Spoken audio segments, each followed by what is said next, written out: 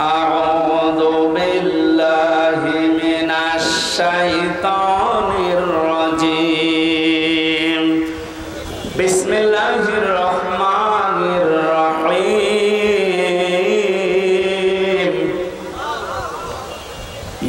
يا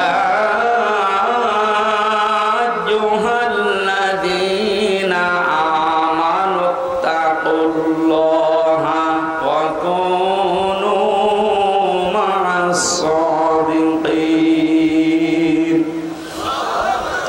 আল্লাহ ঘোষণা ওহে ঈমানদারেরা আল্লাহ কোন বেঈমানকে ডাক দিয়েছেন এখানে তাহলে যদি কোনো বেঈমান থাকেন আপনি চলে যান কারণ এই আয়াত আপনার জন্য না আপনার জন্য আলাদা আয়াত আছে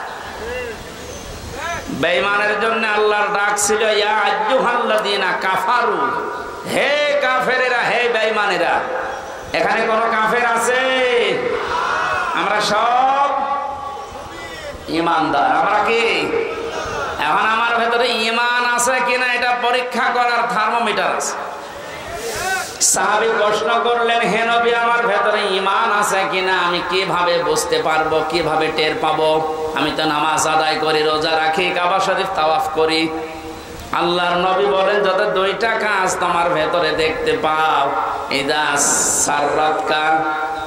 সাররাতকা হাসানাতুকা ওয়া সাআতকা সাজ্জিয়াতুকা যখন কোনো ভালো কাজ সমাজ উন্নয়নমূলক কাজ আল্লাহর পক্ষের রাসূলের পক্ষের দ্বীনের পক্ষের কোনো কাজ হয় ওইটা দেখে যখন তোমার ভালো লাগে আনন্দ লাগে আর যখন তোমার অন্যায় কাজ দেখলে কষ্ট লাগে তখন বুঝবে তোমার ঈমান আছে ও বগুড়াবাসী হাদিসটা সামনে রেখে বলেন তো বাংলাদেশে ভালো কাজ সবার কাছে ভালো লাগে না না অন্যায় কাজ সবার কাছে খারাপ লাগে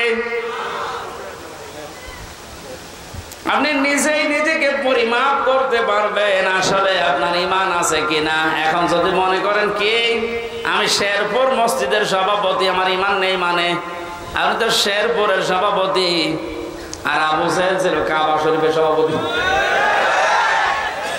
তার হিসাবে আপনার কোনো খবর আছে শেরপুর বাংলাদেশে কয়জন চেনে আর কাবা শরীফ সেই জায়গার সভাপতি হয়েও বেঈমান ও জাহান্নামে গেছে আর আপনি শেরপুরের সভাপতি হয়ে বগল বাজাচ্ছেন যে আমার ঈমান নেই মানে ভালো কাজ যার কাছে আনন্দ লাগে না অন্যায় দেখলে যার কাছে কষ্ট লাগে না সে যেই হোক ওটা বেঈমান ঈমান আছে কিনা হামজারে জিজ্ঞাসা করা লাগবে আপনি নিজে টের পাচ্ছেন সুতরাং ঈমান যাদের আছে হাদিস অনুযায়ী আল্লাহ পাক তাদেরকে ডাক দিলেন হে ঈমানদারেরা আমি আয়াতের তাফসীর পড়তে গিয়ে পেয়েছি 89 জায়গায় আল্লাহ পাক এই শব্দটা কোরআনে দিয়েছেন আর যখনই ঈমানদারকে তিনি ডাক দেন তখন তার কুদরতি হাত এভাবে উঁচা করে ডাকেন ইয়া আইয়ুহাল্লাযীনা আমানু জোরে বলেন আল্লাহু আকবার 89 জায়গায় আল্লাহ ডাক দিয়েছেন তার ভেতরে এইটা একটা ইত্তাকুল্লাহ আমি আল্লাহকে ভয় করো কুনু মা'আস সাদিকিন আর সত্যবাদী যারা তাদের সঙ্গে থাকো এই আয়াতের নির্দেশ দুইটা কয়টা আল্লাহকে ভয় করো সত্যবাদী যারা আছে তাদের সাথে থাকো বোঝা হয়ে গেছে না আল্লাহুম্মা আমিন না মানে আপনি বলছেন বোঝা হয়ে গেছে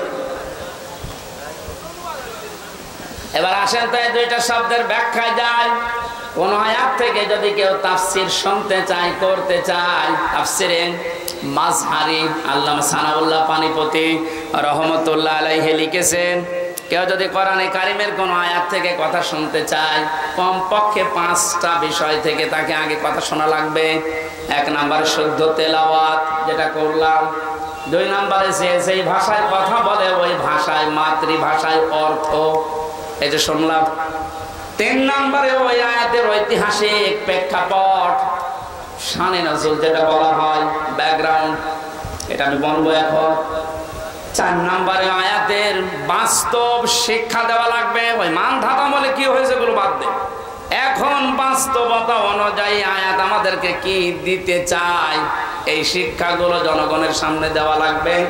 5 নম্বরে আয়াত থেকে যে শিক্ষাগুলো পাবে ওইগুলো নিয়ে বাড়ি যে আমল করবে। আমরা 2টা করে ফেলেছি, শুদ্ধ তেলাওয়াত আর মাতৃভাষায় অর্থ। যেটা সূরা তাওবার আয়াত, কোন সূরা বলেন বলেন? 129টা আয়াত আছে, মাত্র একটা আয়াত পড়েছি, 119 নম্বর আয়াত। তাওবা শব্দের শাব্দিক অর্থ আমরা অনেকেই মনে করি তাওবা মানে আস্তাগফিরুল্লাহ রাব্বি মিন কুল্লি যামবি ওয়া আতুবু ইলাইহি, হয়ে গেল।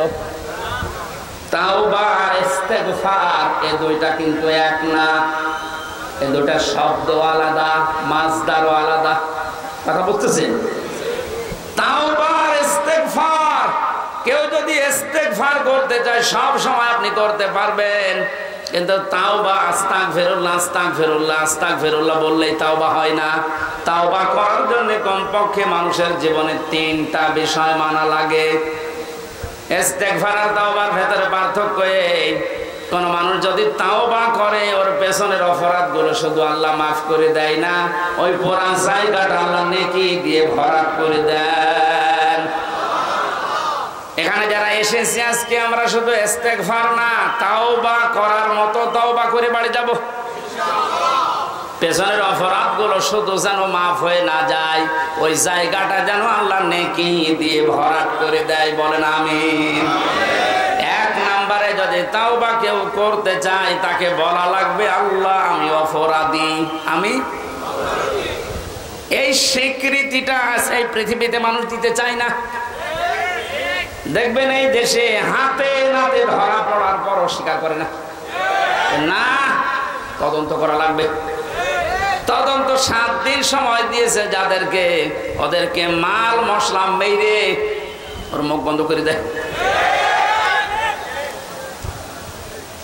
আপনি যদি সত্যি তাওবা করতে চান সে যে কোনো বিষয়ে, আপনাকে প্রথমে স্বীকৃতি দেওয়া লাগবে ওই অপরাধের জন্য, ওই গুনার জন্য স্বীকার করা লাগবে যে হ্যাঁ আমি এই কাজ করেছি, আমি অপরাধী। এখন প্রশ্ন হচ্ছে আপনি স্বীকার করবেন কার কাছে? না না, আপনি শুনছেন না, অপরাধ করেছেন যার কাছে স্বীকার করবেন তার কাছে।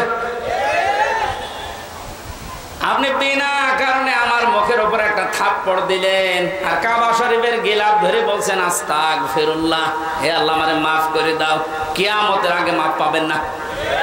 কারণ আপনি তো আল্লাহর গালে থাপ্পড় দেননি, দিয়েছেন আমার গালে। আগে আমার কাছে স্বীকার করেন যে হামজা ভুল হয়ে গেছে। হ্যাঁ, স্বীকার করার সময় আবার অনুশোচনা লাগবে, অনুতপ্ত হওয়া লাগবে। আপনি যদি একেবারে মুড নিয়ে বলেন ওই হামজা মাফ কর, আপনার মাফ হবে? আপনার প্রতি রাগ যা ছিল আমার আরো বেড়ে যাবে। আমি আবার বলছি দ্বিতীয় পয়েন্টটা, তাওবা যদি কেউ সত্যি করতে চায় ওই মানুষটা অপরাধ করবে যার কাছে, স্বীকার করবে তার কাছে। আপনি অপরাধ যদি আপনার স্ত্রীর কাছে করে থাকেন অবশ্যই স্বীকার করবেন স্ত্রীর কাছে, এটা কোনো দোষের কিছু না। স্ত্রীর কাছে দোষ করেছে আর শ্বশুরের কাছে বলছে শ্বশুর আমারে মাফ করে দেন, হবে না। বিনা কারণে আপনি আমাকে পুলিশের হাতে তুলে দিলেন, আমি কিছুই জানি না ওই বিষয়ে, আর আপনি মাফ চাচ্ছেন মসজিদে নামাজ পড়ে, কিয়ামতের আগে মাফ পাবেন না। এইটা মনে হয় এই এলাকায় আছে। আমার ভাইরা এই জন্য তাওবা বিভিন্ন পীরের দরবারে গেলেই বলে তওবা করো আস্তাগফিরুল্লাহ, এটা তোর বাক্য। শর্ত আপনাকে মানা লাগবে, স্বীকৃতি দেওয়া লাগবে যে আল্লাহ আমি অপরাধী, অপরাধ করেছেন যার কাছে স্বীকার করবেন তার কাছে। 2 নম্বরে অনুতপ্ত হয়ে অনুশোচনা নিয়ে। 3 নম্বরে জীবনে এই কাজ আমি আর কোনোদিন করব না, জীবনের মতো ফিরে আসলাম। এই 3টা শর্ত যদি কেউ মেনে নিতে পারে আল্লাহ পাক বলেন ওর পেছনের অপরাধ শুধু মাফ হবে না, ফাউলাইকা ইউবাদদিলুল্লাহু সাইয়্যাতিহিম হাসানাত। ওর পেছনের পুরা অপরাধ আল্লাহ মাফ করে দিয়ে পুরা জায়গাটা নেকি দিয়ে পাল্টিয়ে দেবেন। বলেন সুবহানাল্লাহ। সূরা তাওবা থেকে যখন কথা শুনছি, আল্লাহ এই তওবা যেন আমাদের নসিব করেন। এবার আমরা ব্যাখ্যায় যাচ্ছি। আল্লাহ পাক ঈমানদারকে ডাক দিয়ে তাকে ভয় করার জন্য আহ্বান জানিয়েছেন, আদেশ দিচ্ছেন। এখন ভয় কি? জন্মের পর থেকে শব্দটা আমিও শুনছি যে আল্লাহকে ভয় করো, আল্লাহকে ভয় করো। কি এটা কি?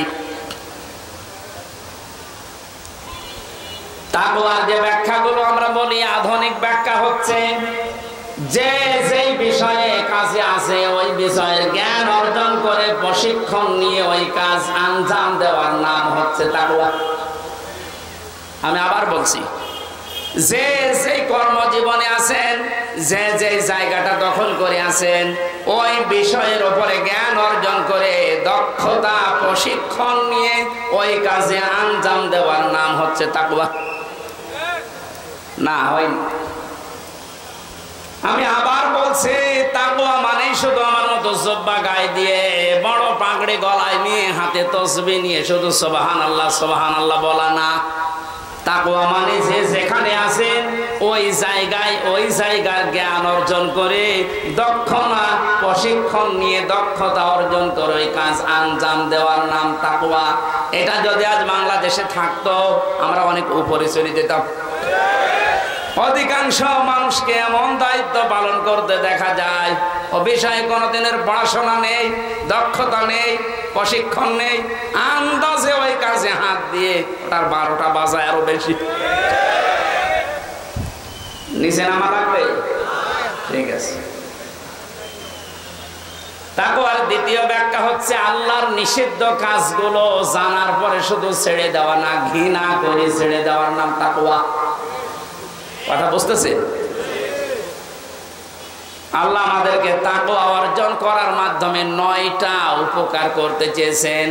দুনিয়া থেকে যদি তাকওয়াবান হতে পারে, তাকওয়া মানে কি শুধু জুব্বা গায়ে দেওয়া, শুধু জিকির করা? যেখানে যেই কাজে আপনি হাত দিয়েছেন, হ্যাঁ আপনি লেবার, কোনো অসুবিধা নেই, আপনি গাড়ি সারেন, মনে করেন গাড়ির মিস্ত্রি, ওই বিষয়ের উপরে লেখাপড়া করে ওই বিষয়ে প্রশিক্ষণ নিয়ে দক্ষতা অর্জন করে ওই কাজকে সুচারুরূপে আঞ্জাম দেওয়ার নাম কি? আরো জোরে বলেন। আর চাইনার দিকে তাকান, দিন দিন উন্নতি এমনি করছে, এইটা থাকার কারণে। ওরা যে যে বিষয়ের উপরে দক্ষতা অর্জন করে লেখাপড়া, আমি জেলে যখন ছিলাম 3টা বছর, কয়েকজন চাইনিজ আমার সাথে ছিল। ওরা কি টাকা পয়সার ঝামেলার কারণে ধরা পড়েছিল আর দিয়েছে আমার পাশের রুমে। ভাষা তো বুঝতাম না, কিন্তু কর্মদক্ষতা, ওদের যে কাজ কারবার ভেতরে এত বুদ্ধি, জীবনে কোনোদিন কল্পনাও আসে না যে এই পানির বোতল দিয়ে এই কাজ করা যায়। ও ছাতা ওইটা করে দেখাচ্ছে। তো এই বিষয়ের উপরে তো লেখাপড়া আছে, কর্মদক্ষতা আছে এবং প্রশিক্ষণ নিয়েছে, এই জন্য দিন দিন ওরা উপরে উঠতেছে। আজ আমরা ওদের মতো যদি তাকওয়াটা বুঝতাম আর বাস্তবে কাজে লাগাতাম, আমাদের কর্মদক্ষতা, তাকওয়ার এই ব্যাখ্যা যেটা আধুনিক ভাবে করা দরকার, এটা আমাদের করা দরকার। আল্লাহ আমাদেরকে ওই পর্যায়ে যাওয়ার তৌফিক দেন, বলেন আমিন। যে যে বিষয়ে আপনার ছেলেটা, আপনার মেয়েটা যে বিষয়ে অভিজ্ঞতা ছোটকাল থেকে দেখবেন যেদিকে মন আছে, ওই বিষয়ে আপনি তাকে তুলে দিন। সবাইকে আলেম হওয়া লাগবে, সবাইকে ইঞ্জিনিয়ার হওয়া লাগবে না। যে যে বিষয়ের দিকে যেতে চায়, ধাবিত হতে চায়, ভালোবাসে, ওই বিষয়ে যেন জ্ঞান অর্জন করার জন্য রাস্তা পায়, তাকে ব্যবস্থা করে দেন। ও কর্মদক্ষতা অর্জন করে ও প্রশিক্ষণ নিয়ে ওই কাজকে সুচারুরূপে আঞ্জাম দিতে থাকলে দুনিয়া এবং আখিরাত দুইটাই আমাদের জন্য সফল হবে ইনশাআল্লাহ। আমি যে 9টা উপকারের কথা বলতে চাচ্ছিলাম, যেহেতু আর 10 যা কারেন্টটা চলে গেল, আমি তো মনে করছিলাম এখনো 10 মিনিট থাকবে।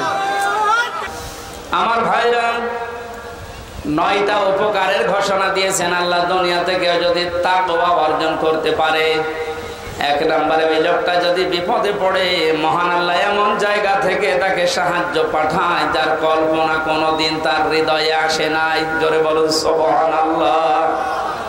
এটা আজ দেখতে আমাদের বহু বাকি। এটা যারা দেখতে পেয়েছিলেন তাদের ঈমান আমি দেখেছি, এই মানুষগুলোর ঈমান পাথরের চাইতেও শক্ত ছিল। সত্যি যারা তাকওয়া অর্জন করতে পেরেছে দুনিয়াতে, ওই মানুষগুলোর কাছে দুনিয়া আল্লাহ এমন তুচ্ছ বানিয়ে দিয়েছে, তামাম দুনিয়াটা একটা ডিমের চাইতেও তাদের কাছে কম দামি মনে হতো। আমরা আসলে তাকওয়া অর্জন করে আল্লাহর এই 9টা যে উপকারের কথা, সাহায্যের কথা, এটা পাচ্ছি না, কারণ আমাদের তাকওয়া নেই। তোমরা সত্যবাদী যারা, সত্যপন্থী যারা, তাদের সঙ্গে থাকবে। সত্যবাদী কারা? এই দেশে একটা ভুল ধারণা চালু আছে, কিছু কিছু দৃশ্য দেখলে আমরা মনে করি এগুলো সত্যপন্থী, এগুলোই হক্কান, এগুলোই হক্কানি। অনেকে নিজেকে দাবিও করছে যে আমরা হক্কানি দরবারের লোক।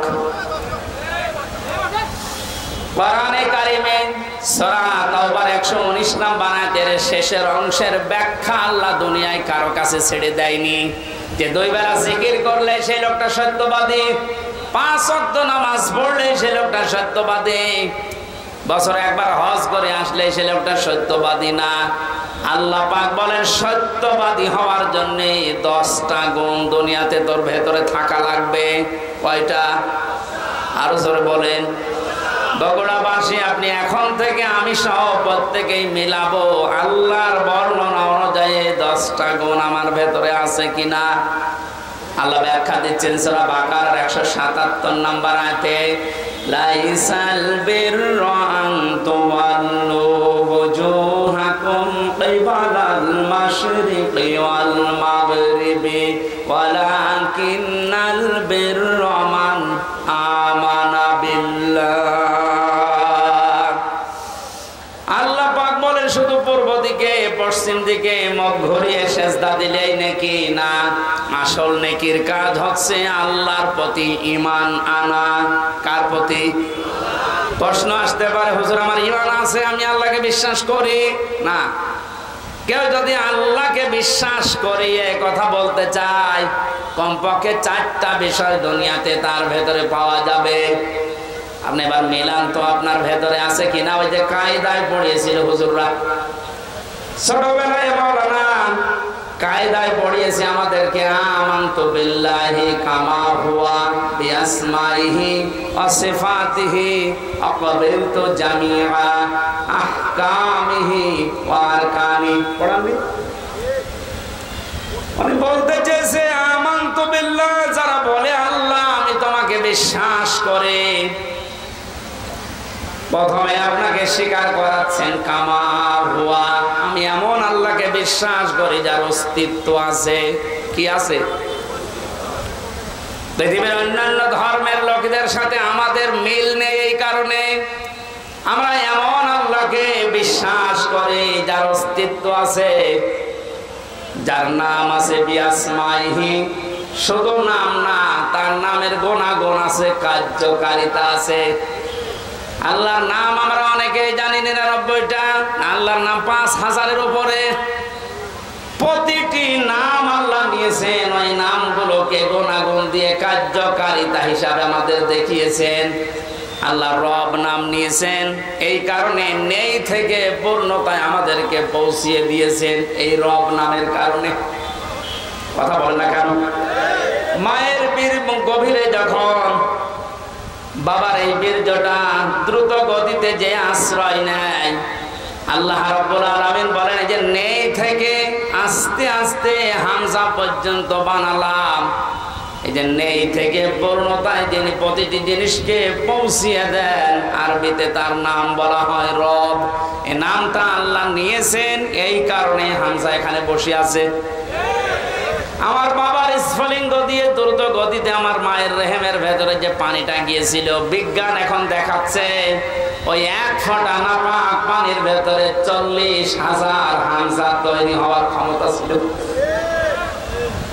হয়তো 40,000 ওই পর্যন্ত তৈরি হয়ে দুনিয়া আসতে পারতো, কিন্তু কেউ পর্যন্ত যেতে পারেনি। জরায়ুর দেওয়ালের সাথে ধাক্কা লেগে অনেকে পড়ে গেছে, অনেকে মারা গেছে।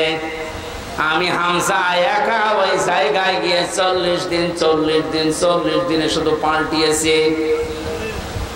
আমি নতফা, মুদগা, আলাকা এগুলো হতে হতে 6 মাসের পরে চামড়া দিয়ে বডি দিয়ে স্ট্রাকচার তৈরি করে আমার ভেতরে আল্লাহর রূহ দিয়ে একটা আকৃতি দিয়েছেন। ওয়াল্লাযী ইউসাউবিরুকুম ফিল আরহামি কাইফা ইয়াশা। আল্লাহ পাক বলেন তিনি সে আল্লাহ যিনি মায়ের রেহেমের ভেতরে তোমার এই আকৃতিটা বানিয়েছেন। তোমার মার বাবার পক্ষ থেকে আটটা জিনিস ওই নাপাক পানি দিয়ে আল্লাহ বানিয়েছিলেন। চুল, রগ, হাড় আর পর্দা, রক্ত, গোশত, চর্বি আর চামড়া। আল্লাহ পাক বলেন আমার নাম যে রব, এই কারণে আমি আল্লাহ নিজে 5টা জিনিস তোকে দিয়েছি। হামজা ওয়া জাআলা লাকুমুস সামআ ওয়াল আবসার ওয়াল আফইদা ইলা আখিরি আয়াত। এটা সূরা নাহলের 78 নম্বর আয়াতের মাঝের অংশে আছে।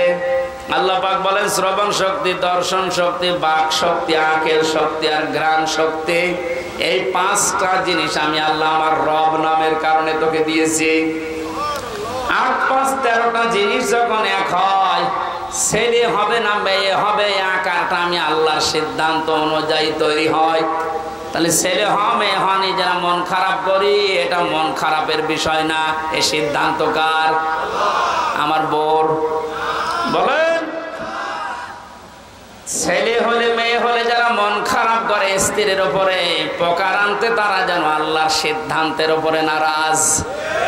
আমি সহ যারা জাহিলিয়াতে আছি আল্লাহ তাদেরকে যেন মুক্তি করেন, বলেন আমিন। ছেলে হোক মেয়ে হোক, কারো দোষ আছে? স্বামীর দোষ আছে? আল্লাহ রাব্বুল আলামিন বলেন 8, 5, 13টা জিনিস যখন এক হয়ে যায়, 6 মাস পার হয়ে যাওয়ার পরে একে আমি দুনিয়াতে আস্তে করে বের করার সিদ্ধান্ত নেই। আল্লাহু আখরাজাকুম মিন বুতুনি উম্মাহাতিকুম লা তা'লামুনা শাইআ। মায়ের পেট থেকে আস্তে করে দুনিয়ার ময়দানে আমি আল্লাহ তোকে নিয়ে আসলাম। এমন অবস্থায় নিয়ে এসেছিলাম যখন কিছু খেতে পারতিস না। এই জন্য আমি আল্লাহ তোর মায়ের স্তনে 6 মাস আগেই তোর জন্য খাবার আমার রব নামের কারণে গরম করে রেডি করে রেখেছি। মায়ের স্তনের ভেতরে যদি একটা বোটা দিতাম, চষা মারলে অনেকগুলো দুধ এসে তোর কচি কণ্ঠ আটকে যেত, মরে যেতে, শ্বাস নিতে পারতে না। আমি যে রব নামটা নিয়েছি এই কারণে মায়ের ওই স্তনে সূক্ষ্ম সূক্ষ্ম 32টা ছিদ্র দিয়েছি। একবার চষা দিলে যেন একবার এই দুধগুলো এসে তোর মুখের ভেতরে প্রবেশ না করে, ওই জায়গায় জমা হয়ে সূক্ষ্ম সূক্ষ্ম 32টা ছিদ্র দিয়ে আস্তে আস্তে করে এসে তোর জীবন আমি বাঁচিয়েছি। আমি রব নামটা খেলা করার জন্য নেয়নি। মুখটা নাপাক করি না, মায়ের পেটের ভেতরে নাভির ভেতর দিয়ে খাবার পাস করে দিয়ে তোর মুখটা পবিত্র রেখেছিলাম। অথচ দুনিয়ায় আসার পরে আমি তোর দিকে তাকিয়ে দেখি এই মুখের ভেতরে কত হারাম, অপবিত্র, নাপাক জিনিস দিয়ে ভর্তি করিস। কথা বলেন ঠিক কিনা? আপনি কি মনে করেন শুধুমাত্র কুকুরের পায়খানা, মানুষের পায়খানা, শুকুরের গোশত খাওয়ায় হারাম? ভাইয়ের জমি যারা, বোনের জমি যারা জাল দলিল করে ফাঁকি দিয়ে লিখে নেয়, ওইটাও কুকুরের মাংসের মতোই হারাম। যারা মেয়ের জমি ফাঁকি দিয়ে ছেলেকে লিখে দিয়েছেন, আপনি বিশ্বাস করতে পারেন জাহান্নামের টিকিট আপনার একটা বুক করা হয়ে গেছে। শরীক ফাঁকি দেওয়া মানুষ বগুড়ায় নেই, এই কথা বলুন। যারা শরীক ফাঁকি দিয়েছেন আপনার ইবাদত কবুল বন্ধ হয়ে গেছে, আগে ওইগুলো ফেরত দেবেন। আজকেই বাড়ি দিয়ে বোনের সম্পদ আগে ফেরত দেবেন, তারপর আপনি নামাজ পড়া আরম্ভ করবেন। এখন যদি বলেন ও সাদা তো ফেরতও দিতে পারে না, নামাজও কবুল হয় না, ও নামাজই পড়বো না। আপনি নামাজ না পড়লে আল্লাহর ক্ষমতা হারিয়ে যাবে। বলেন নিজের কপালে নিজে আপনি আঘাত করছেন, নিজের পায়ে নিজে কোড়াল মারছেন, এই সময়টা আর দুনিয়ায় ফেরত পাবেন না। আমার এখন 32 বছর বয়স। আমি কি জীবনে ইচ্ছা করলে আর 12 বছরে ফিরে যেতে পারবো? আজকের মাহফিলের প্রধান অতিথি, ওনার বয়স মনে করেন এখন 60 বছর। কিয়ামত পর্যন্ত যে চেষ্টা করে 12 বছরে ফিরে যেতে পারবে, যে সময়টা পার করে ফেলেছে আর কোনোদিন ফেরত পাবেন না। সুতরাং এইটাই আমাদের হায়াতের আসল জীবন। এইটার জন্য আল্লাহ একটা কসম দিয়েছেন, ওয়ালা আসরি ইন্নাল ইনসানা লাফি খুস। আল্লাহ বলেন তোর হায়াতের কসম, তোর হায়াতের কসম, সময়ের কসম, সাবধান, জীবনটা হেলায় খেলায় নষ্ট করে ধ্বংস করে দিও না। পেছনের দিকে তাকাও আর ভাবো এই সময়টা যেহেতু আর ফেরত আসছে না, সামনে যতটুকু হায়াত আছে এটা আমার কাছে একটা নিয়ামত। এটা কি? ফামান সুহসিহা আনিন নার ওয়া উদখিলাল জান্নাতা ফাকাদ ফাজ ওয়ামাল হায়াতুদ দুনিয়া ইল্লা মাতাউল গুরুর। আল্লাহ রাব্বুল আলামিন বলেন, হে পৃথিবীর মানুষেরা, দুনিয়ার জীবনে বেশি দিন ক্ষমতায় থাকা, বেশি টাকা পয়সা গাড়ি বাড়ির মালিক হওয়া, শরীর স্বাস্থ্য মোটা হওয়া, ভালো হওয়ায় সফলতা না। সফল মানুষ তো ওইটা যাকে আমি আল্লাহ মরণের পরে জাহান্নামের আগুন থেকে মাফ করে দিয়ে জান্নাতি বলে ঘোষণা দেব, এইটাই সফলতা। আর এটা পাওয়ার জন্য দুনিয়ার জীবনে কি করা লাগবে? আস্তে আস্তে করে আপনি জাহান্নামের অন্যায় কাজগুলো ছেড়ে দিয়ে দিয়ে জান্নাতের ভালো ভালো কাজের দিকে এগিয়ে যাবেন। সুতরাং এই দেশে আমরা যারা অন্যায়, অবৈধ, শয়তানি কাজ কারবার আস্তে আস্তে ছেড়ে দিয়ে মানবতার পক্ষে, ইসলামের পক্ষে এই কাজগুলো আস্তে আস্তে যারা আঞ্জাম দিতে পারবো, আপনি বুঝবেন আল্লাহ আপনাকে এই দুনিয়াতেই জাহান্নামের পথ থেকে জান্নাতের দিকে এগিয়ে দিচ্ছে। আপনি সফল। আমাল হায়াতুদ দুনিয়া ইল্লা মাতাউল গুরুর, এই শব্দটা আল্লাহ এত কঠিন ভাবে কোরআনে দিয়েছেন। হে পৃথিবীর মানুষেরা, ভালো করে শোনো, দুনিয়ার জীবন কিন্তু একটা ধোঁকা। একটা কি?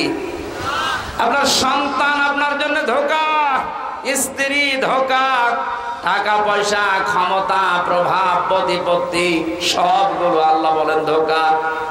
বিশ্বাস যদি না হয়, মিথ্যায় চোখ বন্ধ করে দেখেন এগুলো কেমন ধোঁকা। আল্লাহ এই ধোঁকাটা এখনই আমাকে বোঝার তৌফিক দিন। ও বগুড়াবাসী, এটা যত তাড়াতাড়ি বুঝতে পারবেন তত তাড়াতাড়ি আপনার কল্যাণ হবে। আপনি যদি এখনই বোঝেন যে হ্যাঁ এগুলো আসলে ধোঁকা, আপনার অন্যায় অবৈধ কাজের ভাগ দুনিয়ায় কেউ নেবে না, অথচ অবৈধ কাজ করে যা কামাই করবেন ওগুলো ভাগ নেওয়ার জন্য হাজারো মানুষ বসে আছে। এই ধোঁকা থেকে বাঁচার জন্য আল্লাহ রাব্বুল আলামিনের সাহায্য কামনা করা দরকার। আল্লাহ পাক আমাদেরকে জানিয়েছেন, আমি যে নামটা নিয়েছি রব, তোকে আস্তে আস্তে করে দুনিয়ার জীবনে এনে মুখটা পবিত্র করে রেখেছিলাম, তুই মুখটা আর পবিত্র রাখতে পারলি না। হারাম, অবৈধ এবং নাপাক মুখটা পবিত্র অপবিত্র করে আমার কাছে আসলি।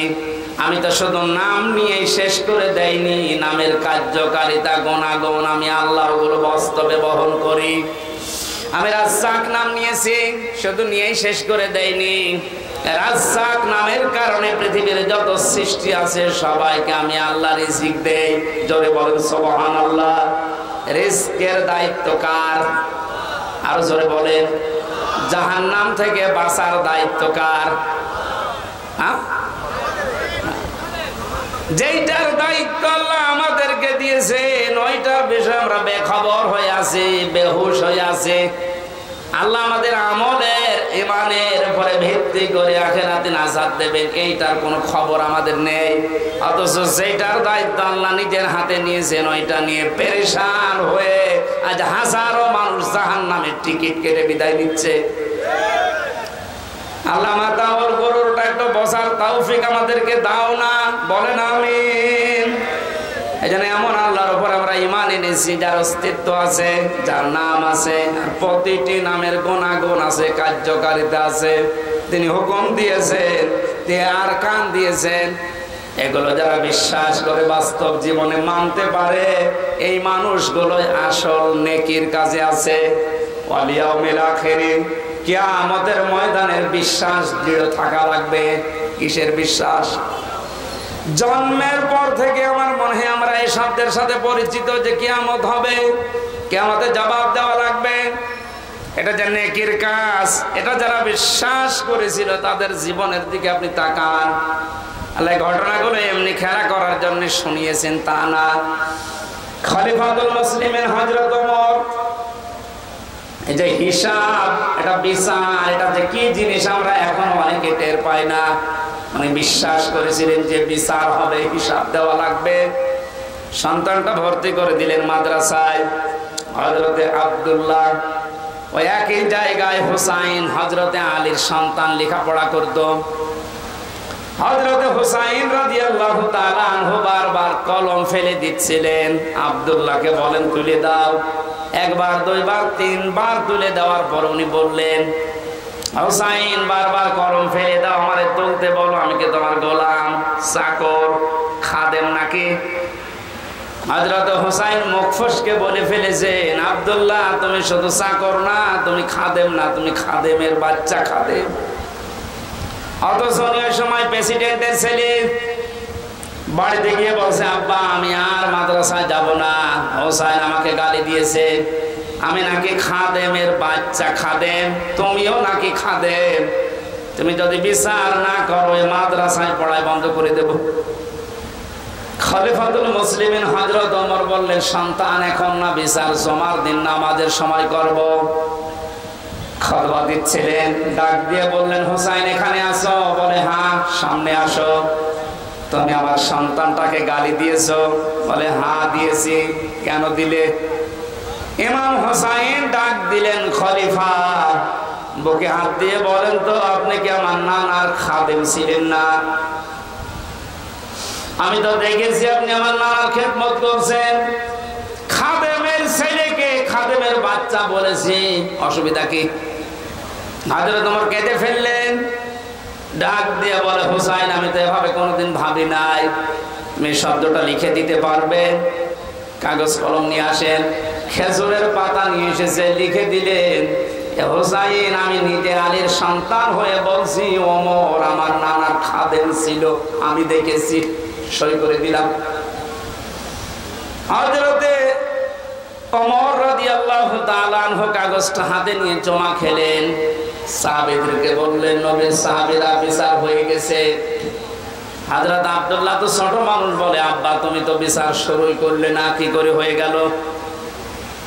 হযরত ওমর বলে, সন্তান যে বিচার করেছে দুনিয়া না, মরণের পর কাছে রাখবে।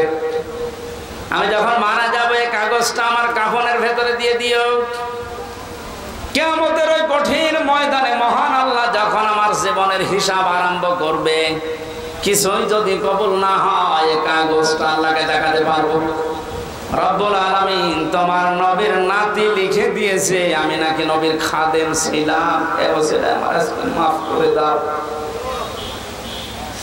তাছাড়া জবাব দেওয়ার মতো কোনো কাজ, কোনো আমল আমার হাতে নেই। অথচ তাদের জীবনের যে নেকির কাজের বর্ণনা হাদিসে পাওয়া যায়। নবীজি বলেন, আকাশের তারকাকেও যদি গণনা করে একদিন শেষ করে ফেলতে পারবে, কিন্তু ওমর মুসলমান হওয়ার পরে যে নেকির কাজ করেছিল কোনোদিন কেউ গণনা করে শেষ করতে পারবে না। এই মানুষটা যদি কিয়ামতে জবাব দেওয়া লাগবে, এই টেন্ডেন্সিতে এত ভয়ে থাকে, এত টেনশনে থাকে, আমাদের অবস্থান কোথায়? নেকির কাজ শুধু পশ্চিম দিকে মুখ করে নামাজ পড়লে হয় না, আল্লাহর প্রতি ঈমান আনা, কিয়ামতে জবাব দেওয়া লাগবে আল্লাহর সামনে দাঁড়িয়ে, এই বিশ্বাস দৃঢ় করা, এটা নেকির কাজের মূল। এটা যতদিন পর্যন্ত আমাদের দেশের 1628 জন মানুষের ভেতরে বদ্ধবল না হবে, এই দেশটা ততদিন দুর্নীতি মুক্ত হবে না। আল মালায়েকাতে ফেরেশতাদের বিশ্বাস করা, আল কিতাবে কিতাবে বিশ্বাস করা, আন নবিয়্যিন নবীদেরকে বিশ্বাস করা, ওয়া আতাল মালা আলা হুব্বিহি দাবিল কুরবা, আল্লাহর মহব্বতে নিজের সম্পদ চাহিদা থাকার পরও যারা নিকট আত্মীয় স্বজনের জন্য ব্যয় করে। ও বাংলার জনগণ, এই গুণটা আজ বাংলাদেশে কার ভেতরে আছে আপনি তাকান।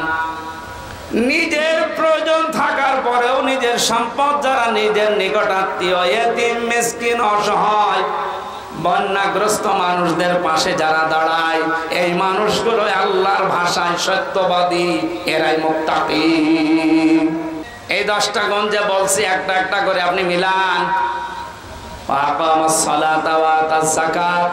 দুনিয়ায় যারা নামাজ কায়েম করার জন্য চেষ্টা চালায়, সম্পদ থাকলে যারা যাকাত দিয়ে দেয়, যারা ধৈর্য ধারণ করে বিপদ আপদে মুসিবতে, দুনিয়ায় কোনো বিষয় যদি একবার ওয়াদা দিয়ে ফেলে জীবন চলে গেলেও তারা ওয়াদা রক্ষা করে, উলাইকাল্লাযীনা সাদাকু ওয়া উলাইকা হুমুল মুত্তাকুন।